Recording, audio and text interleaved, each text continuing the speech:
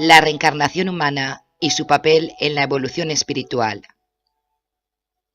Aunque ya hemos hablado de ella, ¿podrías darme una definición exacta de lo que es la reencarnación? La reencarnación hace referencia a la multiplicidad de vidas físicas o encarnaciones. Es decir, que un mismo ser o espíritu que ha animado un cuerpo desde el nacimiento hasta la muerte puede volver a encarnar en un nuevo recién nacido y vivir una nueva vida en el mundo físico. ¿Cuál es el objetivo de la reencarnación respecto a la evolución espiritual? El aprendizaje espiritual se asemeja al que tiene lugar en la escuela.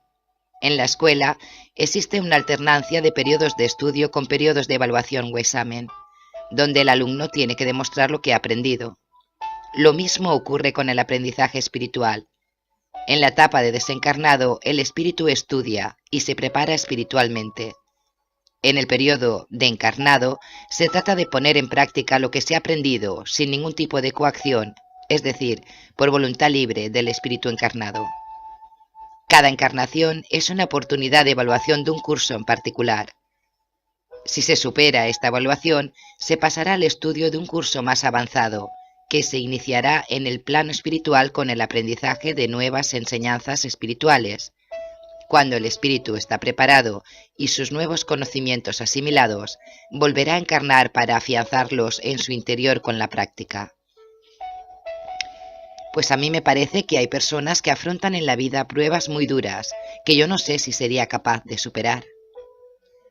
En cada encarnación, cada espíritu afronta unas pruebas que son propias de esa encarnación y que están de acuerdo con su capacidad espiritual.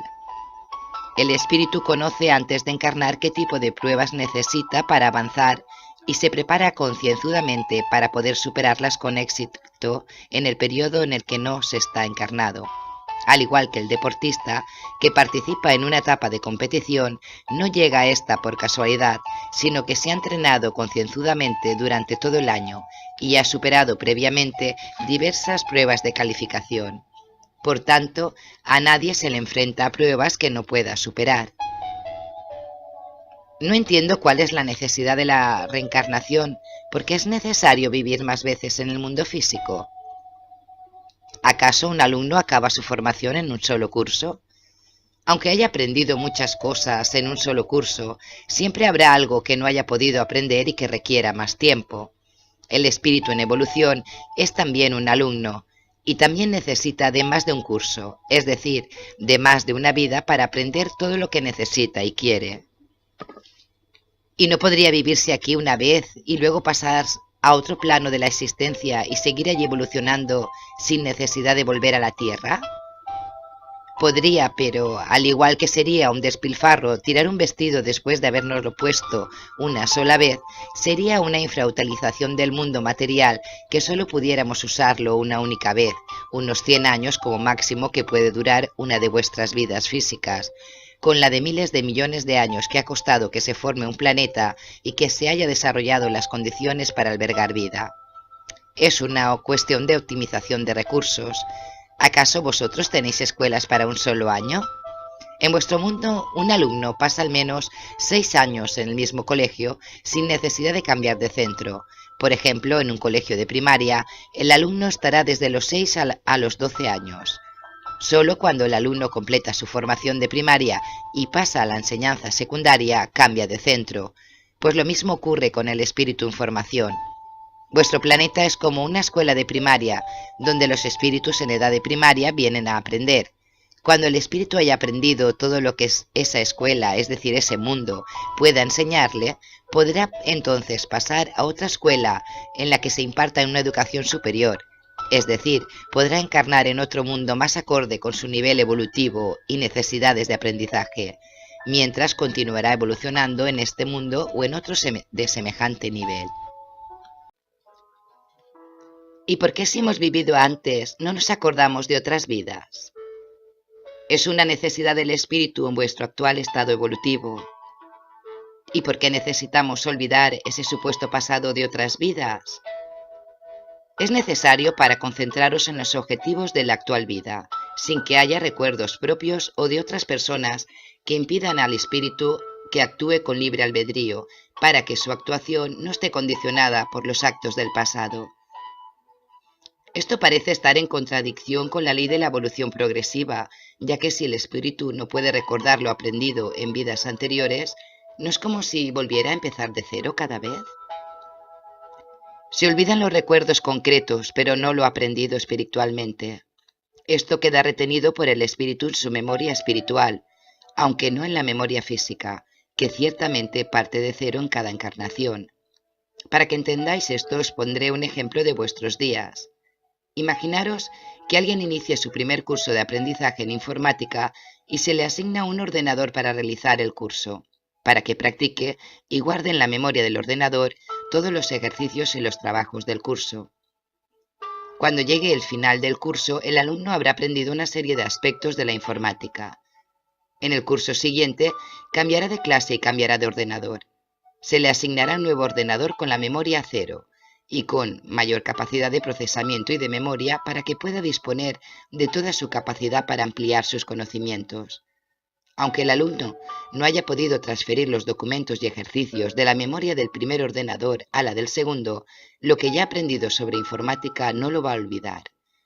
Con este conocimiento podrá configurar el nuevo ordenador a su gusto, no partiendo de cero, sino haciendo uso de los conocimientos adquiridos en el primer curso. Y esto es independiente de lo que ocurra al ordenador antiguo o de los datos creados. Cuando el espíritu encarna en un nuevo cuerpo, ese cuerpo es como ese ordenador nuevo con la memoria cero que se le da al alumno al iniciar el curso, que el alumno irá empleando para aprender. Con el tiempo, el cuerpo físico se desgastará hasta el punto de que no le sirve al espíritu para seguir avanzando. Entonces es cuando se hace necesario jubilar al ordenador viejo, es decir, desencarnar. La memoria física, el cerebro, se descompone con el resto del cuerpo, pero no la memoria espiritual, que retiene todo lo aprendido en esta vida. En el estado de desencarnado, el espíritu puede acceder a todos los detalles de encarnaciones anteriores, ya que deja de estar restringida su capacidad a la capacidad del cuerpo físico. Entonces, ¿podremos recordar todas nuestras vidas anteriores cuando hayamos muerto? Todo lo vivido en las encarnaciones de un espíritu y del periodo entre vidas físicas queda archivado para uso personal del espíritu, aunque mientras el espíritu está poco evolucionado, su capacidad de explorar en esta memoria está restringida a las vidas más recientes. La penetración en la memoria espiritual de las vidas anteriores aumenta conforme el espíritu evoluciona. Sigo sin ver necesario el olvido de otras vidas. ¿En qué te puede perjudicar al espíritu el recuerdo de otras vidas? Yo creo que sería más bien al contrario. Si el espíritu conserva la memoria de sus vidas pasadas, no tomará mayor conciencia del proceso evolutivo y aprovechará mejor la encarnación para evolucionar. El razonamiento que haces es correcto para los espíritus que han alcanzado ya cierto nivel evolutivo, pero no para los espíritus menos avanzados, a los que un exceso de información podría obstaculizar su desarrollo por no saber emplear correctamente este conocimiento, de forma que el conocimiento se va haciendo accesible a medida que el espíritu va evolucionando y va esforzándose por buscarlo. Pues me tendrás que poner un ejemplo para que entienda lo que quieres decir, porque no me queda claro en qué manera puede entorpecer la evolución de un ser los recuerdos de las vidas pasadas. Vale. Imaginad que alguien ha sido un asesino en una vida pasada y que tanto él como otros espíritus que convivieron con él recuerdan las fechorías que cometió. Este espíritu ahora ha reflexionado respecto al daño que hizo y tiene el propósito de enmendarse en la nueva vida que ha comenzado. Imaginad que volviera a encarnar en medio de las personas que convivieron con él y que recuerdan lo que hizo. En esas circunstancias, el espíritu estaría marcado por su pasado y seguramente recibiría el desprecio continuo de las personas que recuerdan que fue un asesino y que no son suficientemente avanzadas espiritualmente para comprender que todos hemos errado en el pasado y que todos hemos necesitado de innumerables oportunidades para rectificar. Podría haber algunos que quisieran ajustarle las cuentas, tomarse la revancha por las cuentas pendientes del pasado.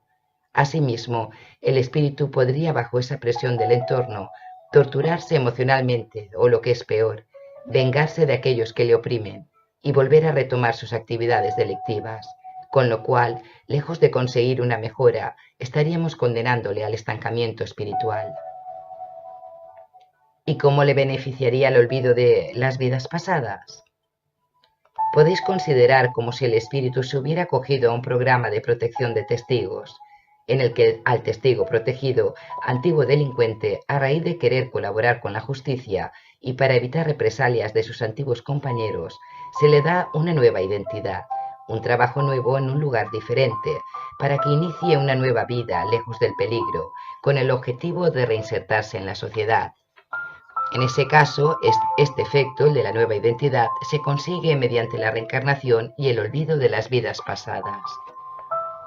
Y siempre ha de ser así, es decir, nunca podremos recordar lo que hemos hecho en vidas anteriores mientras estemos encarnados, sin esperar a la muerte.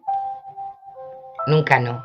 De hecho, como te dije al principio, existen personas que tienen recuerdos esporádicos de otras vidas, sobre todo en la infancia, y algunos consiguen recordar algunos detalles a través de hipnosis regresiva. En Oriente se conocen muchos más casos de recuerdos espontáneos de vidas pasadas en niños que en Occidente, y esto se debe a que al ser regiones en las que se cree en la reencarnación, los padres no reprimen a los niños cuando estos cuentan lo que recuerdan. Pero el recuerdo consciente solo será posible cuando en el mundo encarne mayoritariamente espíritus que hayan avanzado suficiente en el aprendizaje del amor para no utilizar el pasado como excusa para no amar. Recordaréis cuando comprendáis que todos somos hermanos y que hemos errado en el pasado y que todos hemos necesitado de innumerables oportunidades para rectificar. Así ocurre en mundos más avanzados, en los que recordar una o varias vidas anteriores es lo normal. Pues ahora que sacas a colación el tema, no me parece que en las zonas donde predominan las religiones orientales, que creen en la reencarnación, como el hinduismo y el budismo, estén mejor que nosotros. Ahí está el ejemplo del hinduismo, donde la creencia en la reencarnación se utiliza para justificar las desigualdades entre hermanos. Me refiero al sistema de castas. Para que veas un ejemplo de que es la evolución interior y no el conocimiento exterior lo que hace que el espíritu evolucione, ya que aun creyendo en la existencia de la reencarnación, han manipulado su significado para justificar su egoísmo. También es un ejemplo de que para los espíritus menos avanzados, un exceso de información obstaculiza su desarrollo evolutivo por no saber emplear correctamente este conocimiento. Los hinduistas que justifican el sistema de castas sin conocer el pasado directo del espíritu ya están presuponiendo que el que se encarna en la casta de los intocables ha debido ser alguien que ha actuado mal en otra vida, y lo utilizan como excusa para en vez de ayudarle a hacerle la vida lo más difícil posible. Qué lamentable conclusión, basada en el egoísmo del que tras encarnar en la casta más favorecida materialmente, en lugar de echar una mano al desfavorecido, se la pisa para que ni siquiera por su propio esfuerzo salga de la miseria. De esta forma, en la próxima encarnación, los que se creyeron mejores por haber sido materialmente favorecidos, sí que se exponen a encarnar en una situación de miseria como la de los intocables, para que sientan en carne propia lo que es la miseria, el racismo y la incomprensión. Con esta experiencia, cuando estén en situación de cambiar el estado de las cosas, por ejemplo, volviendo a encarnar en la casta dominante, tal vez se acuerden de lo que aprendieron interiormente en la vida anterior en la que fueron intocables, y trabajen por la abolición del sistema de castas. Por el contrario, el budismo, de origen posterior y espiritualmente mucho más avanzado, al tiempo que mantiene la creencia en la reencarnación, incorpora la creencia en el amor al prójimo, y no busca ya argumentos para oprimirlo, de manera que los budistas son creyentes en la reencarnación, pero no castistas, es decir, están en contra del sistema de castas. La comunicación con el mundo espiritual. Perdona que insista, pero ¿no sería mejor para todos tener un recuerdo consciente de cómo funciona el sistema de las reencarnaciones sucesivas para conseguir que los espíritus evolucionen? La evolución espiritual solo es auténtica cuando ha sido elegida verdaderamente por decisión propia del espíritu.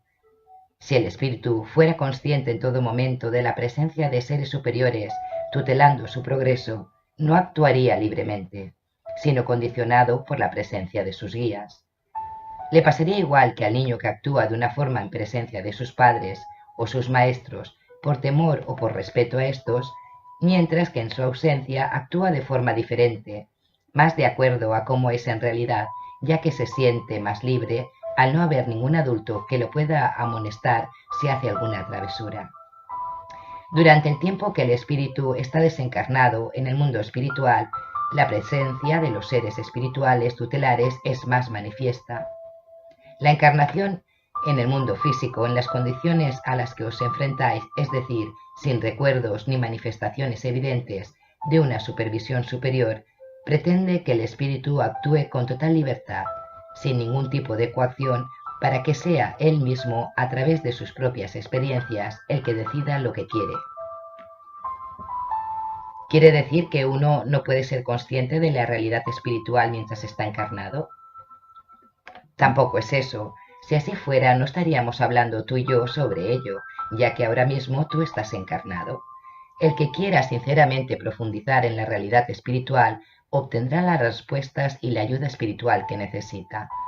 Mira el ejemplo en ti mismo. Has empezado a hacerte preguntas fundamentales y a buscar sinceramente y vas obteniendo respuestas. Pero la mayoría prefiere mirar hacia otro lado. La gran curiosidad que tenéis por averiguar cómo funciona materialmente el universo es la que os impulsa a realizar descubrimientos científicos cada vez más importantes. También en lo espiritual, el espíritu necesita responder a sus interrogantes para sentirse realizado, y a través de la búsqueda de las relaciones causa-efecto se van consiguiendo descubrir realidades que permanecían ocultas a simple vista. ¿Y cómo va a suceder eso? ¿Cómo vamos a obtener una respuesta? El espíritu puede conocer esta realidad espiritual aparentemente oculta cuando pone empeño en profundizar en sí mismo, porque las leyes espirituales están escritas en el espíritu. Hay algo en el espíritu que le permite reconocer lo verdadero de lo falso cuando se le pone enfrente. Ese algo es la voz de la conciencia, la voz del sentimiento, que es cada vez más clara a medida que el espíritu está más evolucionado. Si nos paráramos a escucharla de vez en cuando, obtendríamos muchas respuestas. Pero deberá ser por el propio esfuerzo y voluntad que se vaya logrando conocer la realidad espiritual, que es también la realidad de uno mismo. Por eso hay un proverbio muy antiguo que dice: «Conócete a ti mismo y conocerás el universo». Y de esta forma, ¿no se está abandonando al espíritu a su propia suerte, como niño pequeño que es abandonado por sus padres? No se le abandona. Los espíritus guías siempre están ahí ayudando. Nos sugieren sutilmente las respuestas cuando tenemos preguntas que sinceramente no sabemos resolver. Lo que pasa es que en vosotros mismos existen tantos miedos y tabúes que a vuestros hermanos del mundo espiritual les resulta muy complicado ayudaros, ya que no admitís respuestas que no encajen con vuestros prejuicios y arquetipos. ¿Qué quieres decir? ¿Quieres un ejemplo? Mirad vuestra actitud frente a la muerte. Hoy por hoy la muerte es un tabú para la sociedad occidental, y cada vez que desencarna un espíritu se desata una verdadera tragedia entre los familiares y seres queridos. ¿Y por qué? Porque no queréis ver las evidencias que os están dando respecto a la supervivencia del espíritu después de la muerte. Simplemente porque para explicarlo tendríais que cambiar vuestro paradigma actual. Cuando los espíritus que han pasado al otro plano intentan despedirse y tranquilizar a sus seres queridos, manifestándose de alguna forma, siempre hay una tendencia a no creer en lo que se vive y percibe. Simplemente porque creéis que no es posible, porque no encaja en vuestros esquemas mentales, y la mente le hace creer a uno que se trata de una alucinación motivada por el estado de shock. Por un lado está la influencia de la religión, que ofrece una explicación de la muerte y de lo que viene después basada en obtusos dogmas poco creíbles y no en las evidencias y los testimonios reales, y que opina que cualquier contacto con el mundo espiritual no supervisado por ellos o bien es pura imaginación o, como ocurrió en épocas pasadas, es cosa del demonio, alentando el miedo a cualquier contacto con el más allá. Por otro lado está la ciencia materialista, que solo cree en lo que puede medir con sus aparatos, y que se niega a investigar seriamente el tema, obstaculizando al máximo el trabajo de unos pocos pero valientes investigadores que han convivido con enfermos terminales y con pacientes que han tenido experiencias cercanas a la muerte, que sí se han atrevido a dar el paso de intentar descorrer el velo. El resultado final es que la gente que está pasando por ese trance y sus seres queridos se encuentran en el más absoluto desamparo emocional, porque no encuentran ninguna explicación creíble ni ninguna esperanza consoladora. ¿Y qué de hacerse para recibir ayuda del mundo espiritual? Es muy fácil, solo hay que pedirlo. Se trata de intentar enviar un mensaje telepático desde el sentimiento a través del pensamiento al mundo espiritual y esperar a ver qué sucede. Simplemente se trata de exponer lo que a uno le pasa y lo que uno necesita y pedir ayuda. Los espíritus guías están ahí para captar esos mensajes y actuar en consecuencia. Si lo que pedís lo hacéis de forma sincera, de corazón, y lo hacéis con la intención de lograr vuestra mejora espiritual, no tengáis duda de que obtendréis una respuesta. Esta es la auténtica forma de orar, y no el repetir una y otra vez un montón de frases con alabanzas a Dios, Jesús o a la Virgen, que no tienen ningún significado ni para vosotros ni para el mundo espiritual. ¿Y cómo se contacta con él o los espíritus guía? ¿Cómo es esa ayuda que viene del mundo espiritual? Yo no tengo conciencia de haber contactado nunca con ningún espíritu de ninguna forma, ni verbal ni visual. Querrás decir hasta que empezaste a contactar conmigo, porque yo no estoy encarnado actualmente, pero entiendo lo que quieres decir, ya que esta no es la forma habitual de contacto. Si la ayuda que recibís no es evidente para vosotros, es porque esta ayuda se da de una manera muy sutil para no interferir en vuestro libre albedrío, y solo se da cuando el espíritu lo necesita y está receptivo para recibirla. El espíritu guía se comunica con vosotros mentalmente, a través de la voz de la conciencia. También el resto de espíritus os hablan mentalmente y os sugieren ideas dependiendo del tipo de inquietudes que tengáis. Por tanto, en la voz de la conciencia de cada uno hay una parte que viene del mundo espiritual, tanto de los guías como de los hermanos espirituales. Pero también hay una parte de nuestro propio yo espiritual que alberga la sabiduría de incontables encarnaciones. En cualquier caso, esa voz intenta aconsejaros y ayudaros a resolver vuestros problemas, para que de cada circunstancia de la vida, sea esta dolorosa o feliz, saquéis el mayor provecho posible para vuestra evolución espiritual, para que os sirva en vuestro proceso de eliminación del egoísmo y en vuestro aprendizaje de lo que es el amor incondicional. Para poder percibir esta ayuda, hace falta creer que es posible, estar dispuesto a hacer las preguntas que necesitáis responder y hacer caso de las respuestas que os llegan desde la voz de la conciencia. ¿Tiene que ver esto con la meditación? Sí, desde el punto de vista espiritual, meditar es intentar desconectar de los problemas diarios para alcanzar un estado de serenidad que permita escuchar la voz del interior que nos ayude a mejorarnos, a ver nuestros defectos y a empezar a vivir desde el sentimiento.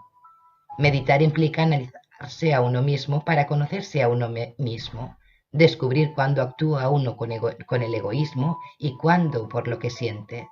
No importa qué método utilicemos para conseguirlo, si es más o menos estético, porque ya no es lo que se hace, sino la intención con la que se hace. Y a veces nos quedamos con la apariencia, pero no con el fondo.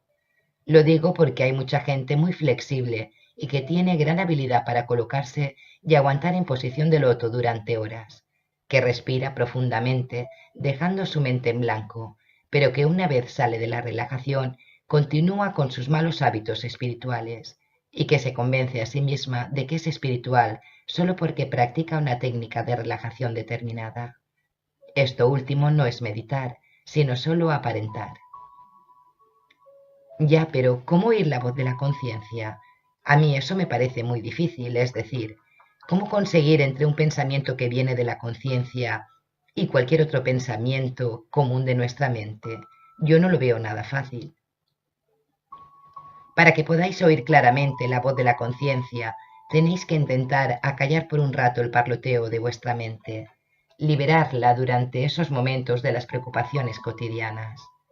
Buscad un momento de tranquilidad al día para estar con vosotros mismos, para meditar sobre vuestros males y vuestras actitudes del día, Y entonces, si lo hacéis sinceramente, se os ayudará a encontrar las respuestas que necesitáis y se os reconfortará para que afrontéis con mayor entereza vuestras pruebas.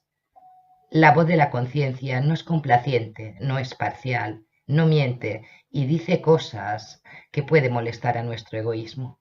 Hay personas que tienen el canal de comunicación espiritual más abierto porque confían en esta forma de percepción y han puesto su voluntad para mejorarla, y pueden distinguir entre una respuesta conseguida por reflexión propia o una dada por los espíritus guía, con los que incluso pueden llegar a establecer un diálogo consciente.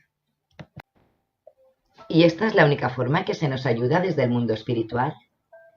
No, también recibís todos una ayuda más directa durante el sueño. Mientras el cuerpo duerme, el espíritu se despega por unos momentos del plano físico para acceder al plano espiritual y se encuentra con sus guías y seres queridos que le echarán una mano para resolver los problemas del día a día y darle fuerzas para continuar. Es decir, que todos realizáis viajes astrales durante la noche, aunque no de manera consciente. En la mayoría de gente, este contacto con el mundo espiritual vivido durante el sueño no se recuerda con total claridad, sino que solo aparece en forma de imágenes y recuerdos más o menos nítidos. Los sueños que contienen en sí mismos ayudas espirituales encriptadas que ayudarán a ver más claramente lo que cuesta tanto ver en estado de vigilia. Por eso es tan importante dormir bien, para estar bien anímicamente, porque cuando la persona no duerme se impide a sí misma entrar en contacto directo con el mundo espiritual y recibir la ayuda y el aliento que necesita para afrontar las pruebas del mundo físico. ¿Quieres decir que los sueños son recuerdos de viajes astrales? No siempre. La mayoría son preocupaciones mentales, pero algunos son recuerdos más o menos nítidos sobre viajes astrales, muchos en clave simbólica. Entonces los sueños tienen una interpretación. Los que son ayudas del mundo espiritual sí tienen interpretación. Existen símbolos comunes para todos. Normalmente en el propio símbolo está la clave para la interpretación del sueño. Los toros representan pruebas o tentaciones materiales. Los niños el sentimiento. El agua la sensibilidad. Si está limpia es que la sensibilidad también lo está. Si el agua está turbia es que hay algo oscuro en esa sensibilidad. Puede representar intenciones egoístas. Una casa representa el interior espiritual. Si alguien entra en una casa por una ventana y no por la puerta, es que no es sincero, esconde algo o intenta manipular. Andar por caminos con mayor o menor dificultad, bien a pie o bien conduciendo un vehículo, suele representar el camino espiritual y los obstáculos que se encuentran en ese camino representan las pruebas que vamos a ir encontrando. Los helados pueden representar la complacencia. Caer hacia abajo significa un bajón emocional, una depresión. ¿Y si no sabes el significado de cada símbolo? Se puede aprender a interpretarlos. Generalmente en el propio sueño está la clave de la interpretación y el propio espíritu intuye si el sueño es o no importante y si tiene que ver con algo de sí mismo. Si uno mismo no sabe interpretarlos, el mundo espiritual le da las pistas que necesita para poder hacerlo. Pero primero hace falta tener la voluntad de querer profundizar en uno mismo y en los sueños que se nos dan para ayudarnos en ese proceso. ¿Por qué la ayuda se da en forma de clave y no directamente? Para no vulnerar el libre albedrío del espíritu y para que sea él mismo el que trabaje por su propia evolución. El buen profesor de matemáticas sabe que si quiere que sus alumnos aprendan de verdad, no debe dar directamente las soluciones de los problemas matemáticos que plantea, sino que debe ayudar a que éstos lo resuelvan por sí mismos, dándoles las indicaciones justas y precisas cuando por su capacidad le resulta imposible seguir adelante. Con el espíritu en evolución ocurre lo mismo. Si se le diera la solución directamente, no se esforzaría él mismo en resolver sus propias pruebas espirituales y no avanzaría. Se volvería cómodo, esperando que sean sus guías las que resuelvan sus problemas. Tampoco sería justo decirle a alguien la decisión que debe tomar, porque eso sería una interferencia en su libre albedrío. El espíritu ha de decidir por sí mismo. Las pistas que se le dan son necesarias porque hay ciertos detalles importantes que al espíritu se le escapan y necesita conocerlos para poder resolver los problemas por sí mismo.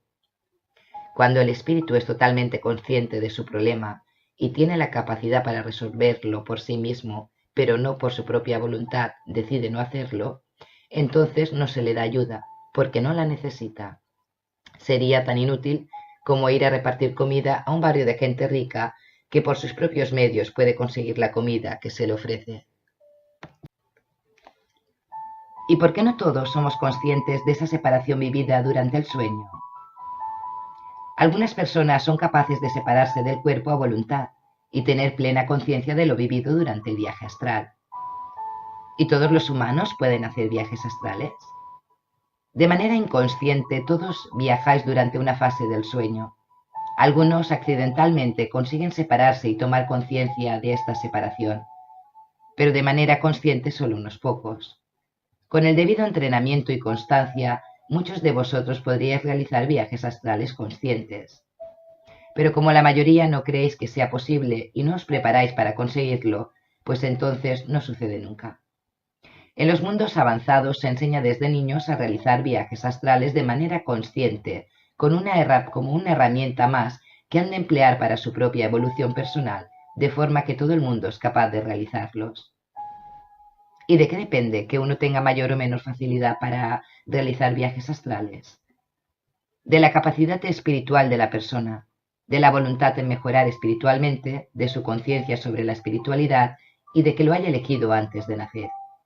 También hay personas que tienen una capacidad innata de nacimiento para contactar con el mundo espiritual de forma todavía más directa, sin necesidad de separarse totalmente de su cuerpo.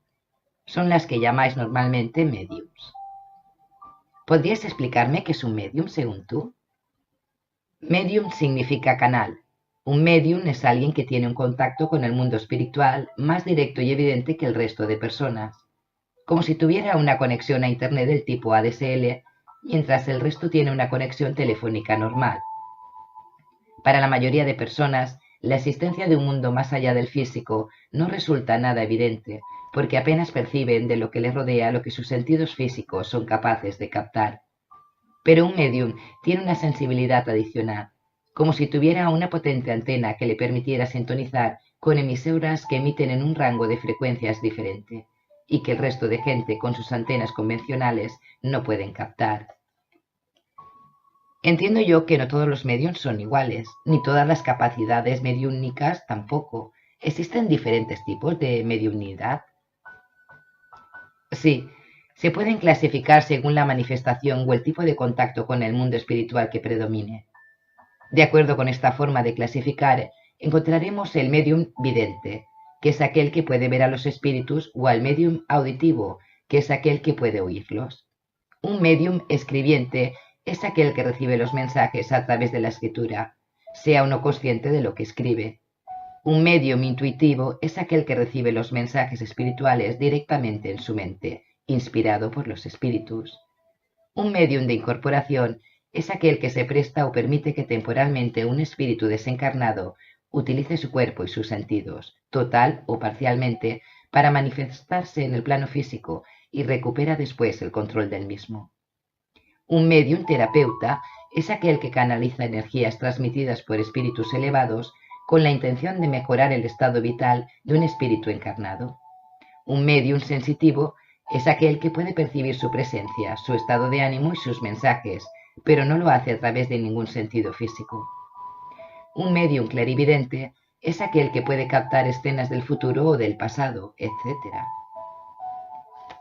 Según tus palabras, alguien que sea medium es un privilegiado respecto a los demás, ya que está más favorecido que el resto para contactar con sus guías de forma más sencilla. La mediunidad innata se le da al espíritu que lo necesita en ciertas circunstancias, con el fin de que la aproveche para evolucionar más rápidamente, como instrumento que debe utilizar para ayudar a los demás encarnados y desencarnados. Lo que ocurre es que la mayoría, una vez encarnados, o bien preferiría no tenerla debido a la incomprensión que recibe de parte de los que no la tienen, o bien la intenta utilizar para su lucro personal. La capacidad de contactar no es exclusivamente con los guías espirituales, sino con el mundo espiritual en general. Y en este mundo, como pasa en el vuestro, no todos son buenos. Hay espíritus en distintos grados de evolución y el canal está abierto para todos, de manera que podemos recibir influencias positivas y negativas, dependiendo del uso que el medium quiera hacer de ese canal, atraerá la influencia de espíritus más o menos avanzados. Entonces, ¿también pueden influenciarnos los espíritus inferiores? También, todo encarnado recibe influencias y sugestiones de los espíritus, sea o no sea medio, y también de los espíritus inferiores. Pero al igual que los superiores, solo pueden entrar si uno les deja. Al ser seres de baja vibración, solo sintonizan contigo si tú bajas tu vibración. Aprovechan las debilidades espirituales, los defectos para colarse. Los sentimientos dañinos, los actos que van contra la ley del amor, son su puerta de entrada. Pero un espíritu poco avanzado siempre se acerca para molestar, por ejemplo, a un medium. No, también se pueden acercar porque necesita ayuda para salir de una circunstancia dolorosa. Si se trata de un espíritu que por cualquier razón se ha aferrado fuertemente a la vida material, no percibe la ayuda que se le está ofreciendo directamente desde el mundo espiritual. El médium es para ellos como un faro en medio de la niebla, por el estado de turbación en que se encuentran, y pueden servir de intermediario para proporcionarle la ayuda necesaria para encaminarse hacia su destino en el mundo espiritual. Pues la mediunidad no goza de demasiada buena reputación en este mundo. Ya suele pasar en los mundos de vuestro nivel evolutivo. ¿Por qué razón? Existen varias razones.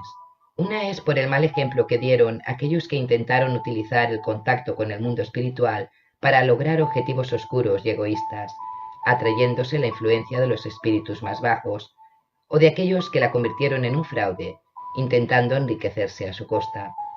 También se le ha perseguido y desprestigiado de todas las maneras posibles, porque no convenía a los poderosos de la tierra que se desarrollara, ya que el conocimiento que se obtiene directamente del mundo espiritual puede hacer que la humanidad se despierte y tome conciencia de la realidad espiritual, del auténtico propósito de la vida e intente liberarse de las cadenas que se le impiden evolucionar, de forma que pierdan estos poderosos toda su influencia para engañarla y manipularla, con el fin de seguir explotándola en su beneficio.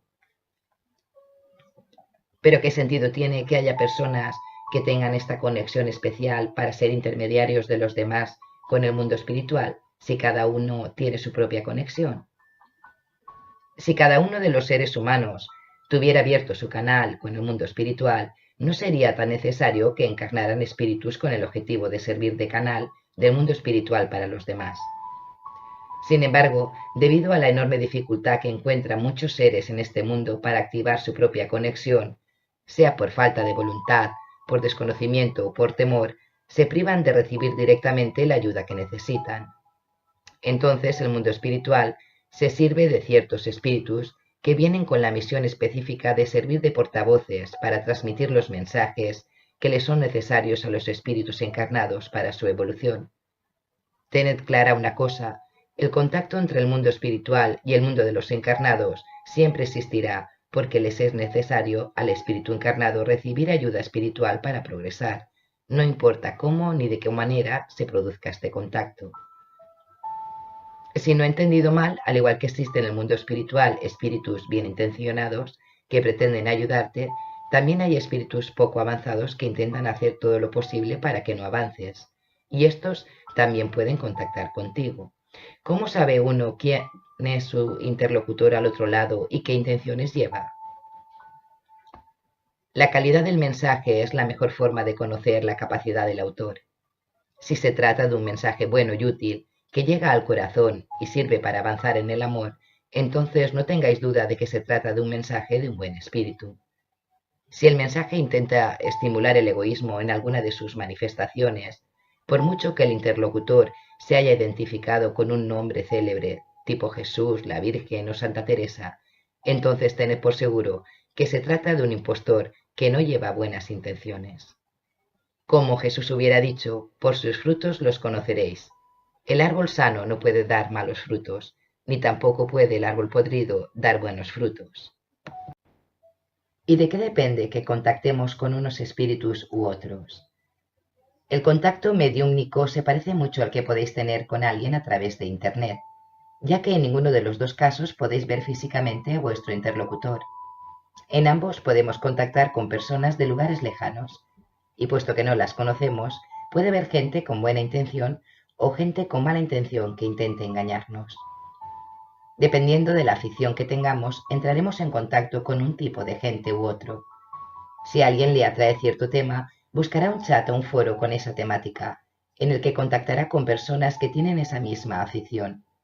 Si, por ejemplo, alguien está buscando entrar en una ONG para ayudar a los demás, buscará páginas web o foros con esa temática.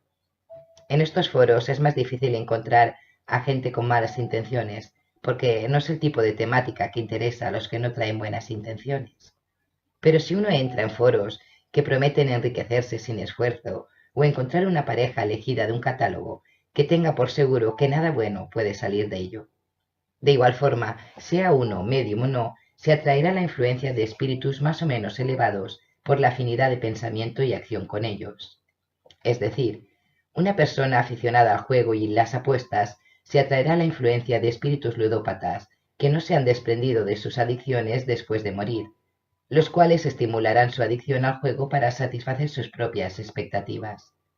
En el lado contrario, si alguien tiene deseos de ayudar a otra gente, se atraerá la influencia de espíritus benefactores que le ayudarán a conseguir sus objetivos.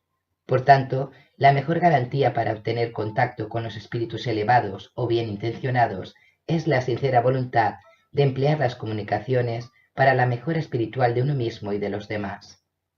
La elevación de sentimiento y pensamiento genera en el medio y en su entorno un nivel vibratorio elevado que impide la entrada de espíritus de baja vibración que no lleven buenas intenciones.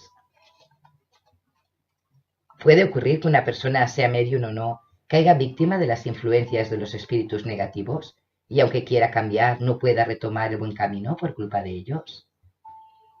No, depende de uno mismo seguir por un camino u otro. Puede ser difícil deshacerse de antiguos compañeros de fechorías que tratarán de influir para no perder a su víctima, pero no puede más que lo que la propia voluntad de uno mismo, ya que sería una vulneración de la ley del libre albedrío de cada uno.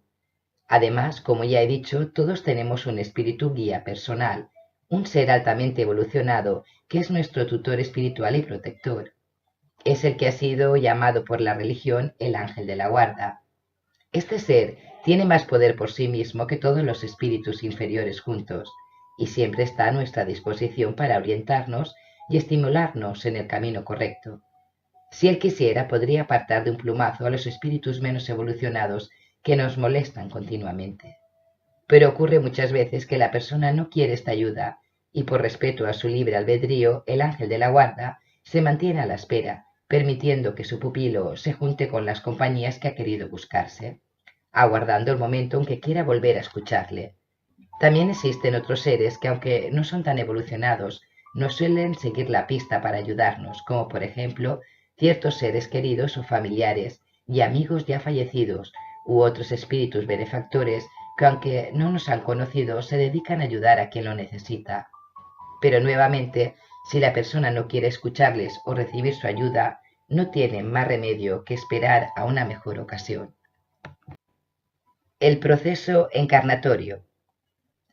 Al principio hemos hablado de lo que ocurría después de la muerte o desencarnación, pero tengo interés en saber más detalles de lo que pasa antes de nacer.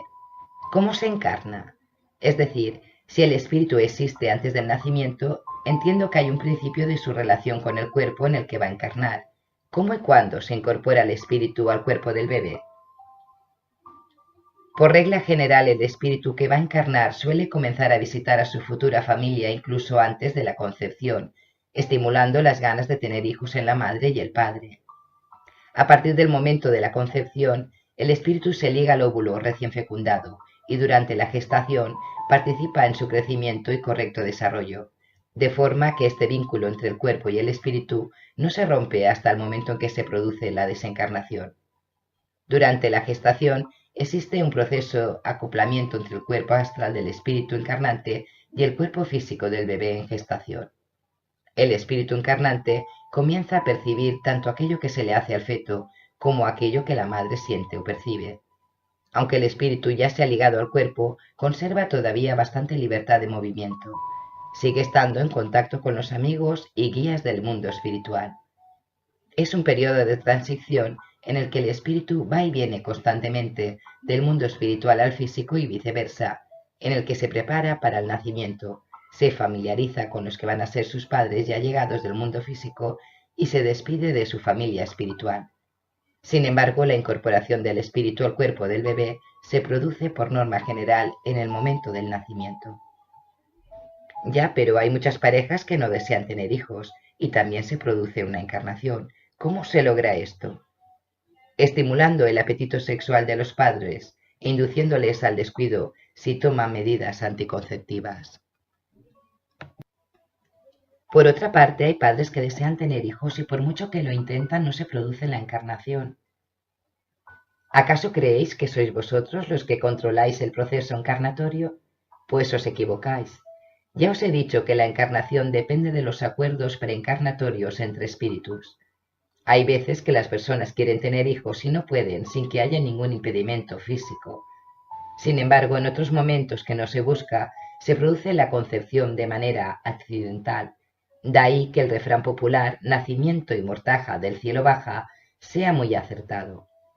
Podéis impedir o retrasar la llegada de un espíritu al mundo, pero no podéis forzar que venga un espíritu si el mundo espiritual no lo tiene previsto o no lo considera justo atendiendo a criterios espirituales. Por otra parte, deberíais tener mucha mayor sensibilidad respecto al trato que dais al bebé en gestación, puesto que ya está ligado a él un espíritu que percibe y siente, tanto lo bueno como lo malo, que se alegra y se siente feliz cuando percibe que se le va a recibir con amor, y que sufre cuando percibe que no es bienvenido o se le quiere hacer daño, como cuando se intenta interrumpir el embarazo. Pues hay personas que están a favor de la interrupción del embarazo porque consideran que es mejor que no nazca un niño cuya madre o padre no lo quieren o no pueden criarlo como es debido, o porque viene con alguna malformación, porque opinan que es traer al mundo un niño para que sufra. Entonces, si el niño ya ha nacido y no desean encargarse de él, por estas mismas razones, ¿considerarían lícito abandonarlo o matarlo? No, claro, esto sería un crimen, un acto inhumano abandonar o matar a un recién nacido. Entonces, ¿por qué si se considera un crimen después de que el niño salga del vientre, no se tiene la misma opinión cuando el niño está dentro? Bueno, entiendo que se refieren a abortar antes de que se haya formado el niño, en los primeros meses del embarazo, cuando todavía no se ha formado el feto. Por lo que expones, entonces, el quid de la cuestión se reduce a discernir cuándo se traspasa el límite entre considerar a la vida en formación un grupo de células y considerarla un niño.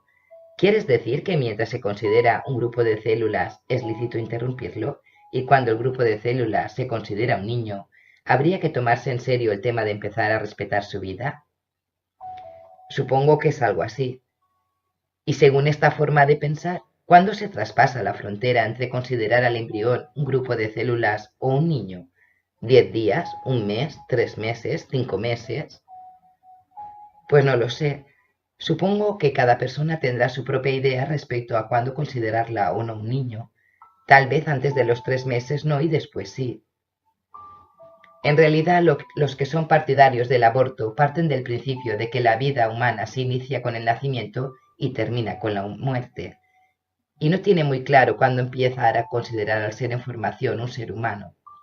Por ello sucede también que estas mismas personas están a favor de la eutanasia en los casos en los que las personas sufren una enfermedad terminal o en casos de incapacidades graves, de no poder moverse, etc. Y esto ocurre porque tienen un concepto materialista de la vida, es decir, solo admiten que exista la vida física e identifican al ser humano con el cuerpo que utiliza para manifestarse en el plano físico. Por ello, desde este punto de vista, en las primeras etapas de la gestación, cuando las células del embrión todavía no se han diferenciado lo suficiente como para adquirir la forma del bebé, no lo consideran un ser humano y por lo tanto no ven inconveniente en interrumpir el embarazo. Pero desde el punto de vista espiritual, un cuerpo, sea el de un feto, un niño o un adulto, sin el espíritu no es vida, porque sin el principio espiritual no es posible la vida.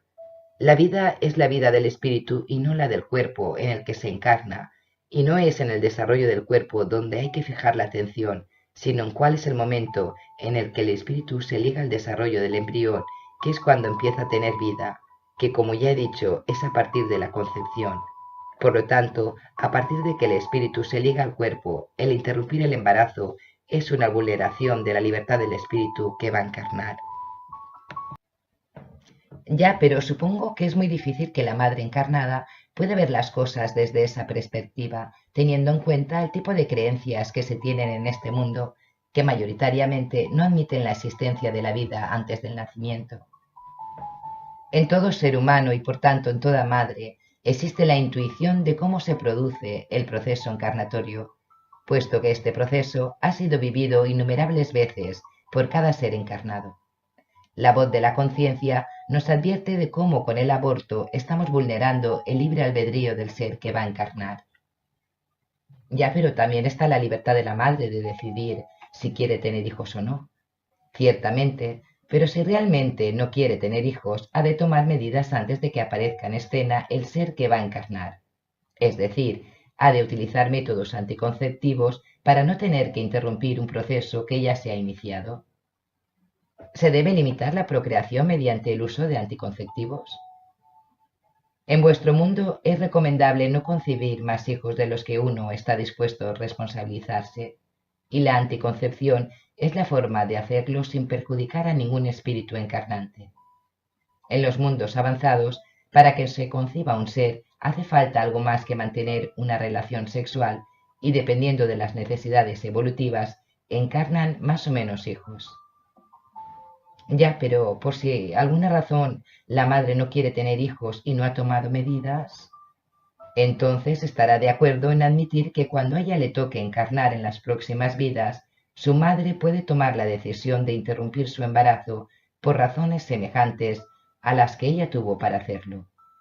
Porque el espíritu que abortó como madre en una vida se expone a ser abortado como hijo en la próxima ocasión que le toque encarnar, o a no poder concebir en una próxima encarnación, ya que cuando tuvo esa capacidad no quiso hacer uso de ella, porque la ley de causa-efecto nos enfrenta exactamente a las mismas circunstancias que nosotros hemos creado. ¿Sabéis que muchos de los problemas entre hijos y madres o padres tienen como punto de partida los abortos e intentos de abortos? Si el espíritu encarnante no está suficientemente evolucionado, se puede tomar muy mal que su futura madre o su padre intenten acabar con su oportunidad de encarnar e intenta vengarse de ellos desde el mundo espiritual, influyéndoles negativamente.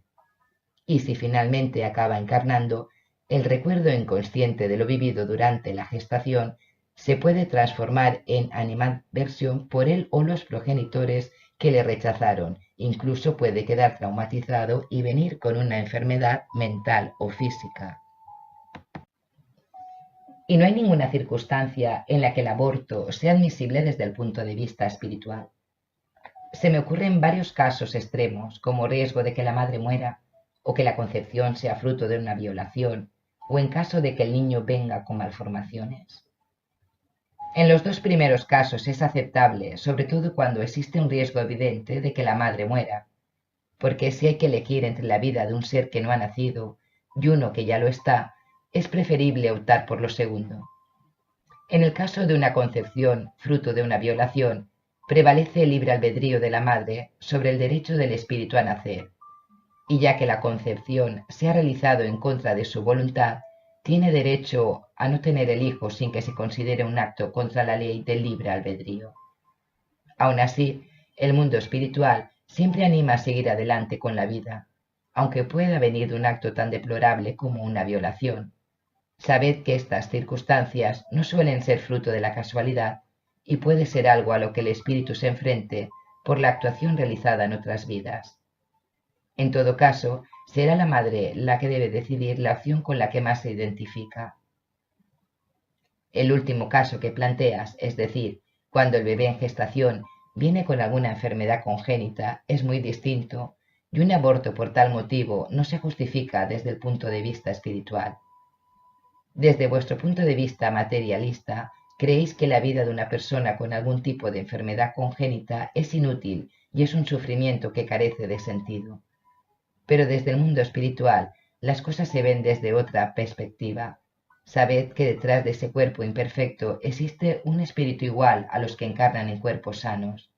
y que por el hecho de que el espíritu no se pueda manifestar en toda su plenitud en el mundo físico por no poseer un instrumento adecuado a su capacidad, no significa que no sienta y perciba igual que cualquier otro ser encarnado en un cuerpo sano, ni que no pueda aprender de esta experiencia que posiblemente ha sido elegida por él mismo.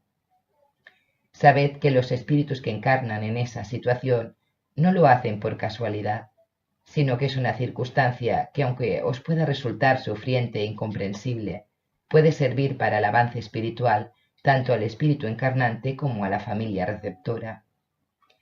La deficiencia física o mental es una circunstancia pasajera que concluirá una vez el cuerpo se extinga, pero los sentimientos que se hayan despertado y fortalecido a través de esa experiencia, tanto del uno como de los otros, perdurarán como un logro espiritual para siempre.